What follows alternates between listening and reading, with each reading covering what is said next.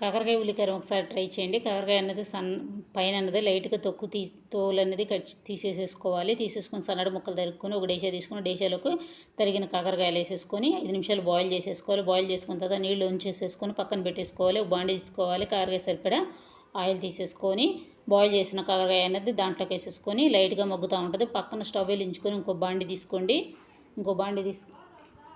ఇంకో బాండి తీసుకున్న తర్వాత ఆ బాండీలోకి వచ్చి ఒక స్పూన్ వచ్చి ధనియాలు తీసుకోండి. ఒక స్పూన్ వచ్చి శనగగుండ్లు తీసేసుకోండి. 6 ఎండుమిరగాయలు తీసేసుకోండి. తీసుకున్న తర్వాత మీడియం సైజ్ పెద్ద ఉల్లిపాయ తరిగేసుకున్నది తీసేసుకోండి.